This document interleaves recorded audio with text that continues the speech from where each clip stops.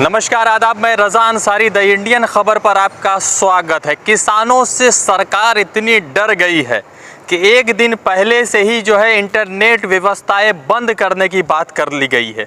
अब आपको बताते हैं कि करनाल में 7 सितंबर को यानी कल के दिन 12:30 बजे से किसानों की एक सभा होने वाली है, एक प्रदर्शन होने वाला। उस प्रदर्शन में किसान 29 अगस्त को जिस तरह से करनाल में, हरियाणा के करनाल में उनके ऊपर बर्बरता की गई, पुलिस द्वारा लाठीचार्ज की गई और मनोहर लाल खट्टर सरकार द्वारा जिस तरह से उनको जुल्म का निशाना बनाया गया, शिकार बनाया गया, उसी के ऊपर किसान कल प्रदर्शन कर रहे हैं। इस प्रदर्शन को लेकर हरियाणा की खट्टर सरकार इतनी डर गई है कि एक दिन पहले से ही इंटरनेट सेवाएं वहां पर बंद कर दी गई है, वहां पर रद्द कर दी गई। अब सवाल सबसे ज़रूरी यह है कि एक तरफ तो किसानों के हक के लिए सरकार कह रही है कि हम उसके साथ खड़े हैं, तो दूसरी तरफ तमाम तर सेवाएं बंद कर दी गई है। तो इसका मतलब यह है कि वो किसानों के आवाज़ को दबाना चाहते हैं और किसानों के आवाज़ को वो आगे देश तक नहीं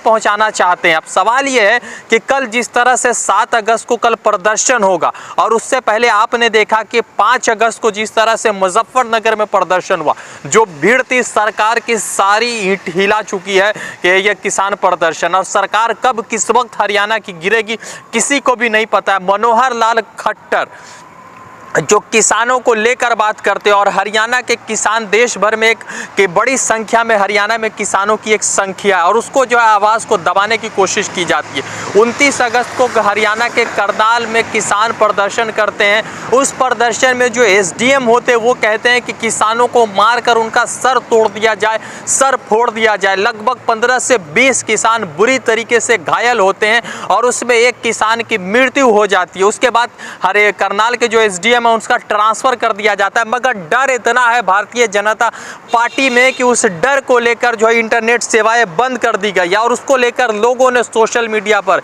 बीजेपी का जबरदस्त तरीके से शिकार किया है, बीजेपी के खिलाफ बात किया है।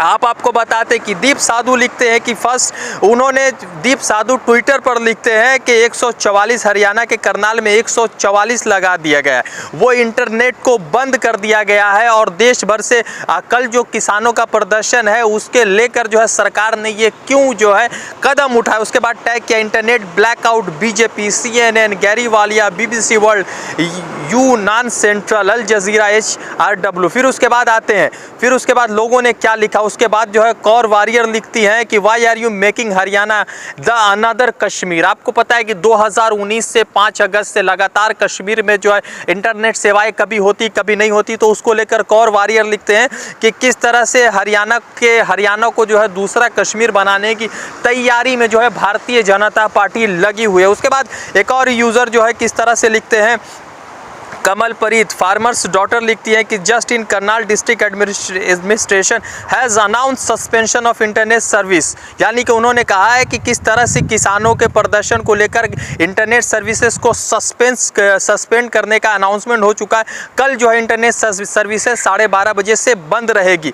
This is in addition to section 144 that is the impose in the district. Shame on you Khattar, shame on you Khattar. उसके बाद हैशटैग फार्मर्स प्रोटेस्ट, और फिर उसके बाद नीचे लिखते हैं इंटरनेट्स ब्लैकआउट बाय बीजेपी। फिर उसके बाद एक आपको एक पूरा इन्फॉर्मेशन देना चाहूँगा कि पाकिस्तान, इराक, यमन, बांग्लादेश, इन सब जगहों में जिस तरह से प्रदर्शन चल रहा, और हिंदुस्तान फिलहाल इन सभी देशों से बेहतर है, मगर इसके बावजूद 2018 में 138 मरतबा हिंदुस्तान की इंटरनेट सेवाएं बंद की गई है अलग अलग जगहों में। एक साल में 138 मरतबा सेवाएं रद्द की गई है इंटरनेट की, और सरकार पता नहीं क्या चाहती, वो तो सरकार बताएगी।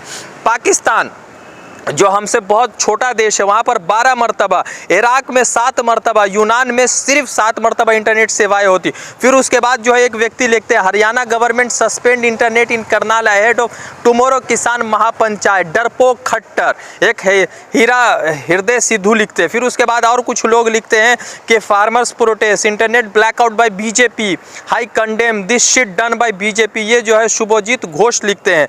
कुछ और लोग लिखते हैं अनीता बकर लिखते हैं फार्मर्स प्रोटेस्ट को लेकर कि killing democracy by Modi, internet blackout by BJP. तो इस तरह की चीज़ें सोशल मीडिया पर चल रही है, मगर सरकार जो किसानों की है वो कहती है कि हम किसानों की आवाज़ को आगे नहीं बढ़ने देंगे। हो सकता है कि कल जो वहाँ पर प्रदर्शन होगा उस प्रदर्शन को लेकर चीज़ें जो है देश के अलग हिस्सों में नहीं पहुँचेगी उस समय, मगर इतना तो ज़रूर है कि वो चीज़ें देश को पहुँचे, देश के अलग अलग हिस्सों में पहुँचेगी। और देश का हर एक व्यक्ति समझ चुका है कि ये जो सरकार है वो किसी जो है पूंजीपति की सरकार है। ये सरकार जो है ये किसानों की सरकार नहीं है। अगर किसानों की सरकार होती तो किसानों से बैठकर बात करती, और अगर ये पूंजीपतियों की सरकार नहीं होती तो जिस तरह से 2020 में बिल लाया गया है, बिल लाने से पहले वेयर हाउस नहीं बनाए जाते, पहले किसानों से बातचीत की जाती। बिल पास नहीं हुआ, वेयर हाउसेस बनाकर रख दिए गए हैं। तो आप समझ सकते हैं कि ये सरकार किसके धनराशि के इजाफे की बात करिए और किसके खिलाफ बात करिए। रज़ा अंसारी की रिपोर्ट, द इंडियन खबर के लिए जुड़ते दूसरे अपडेट के साथ। धन्यवाद।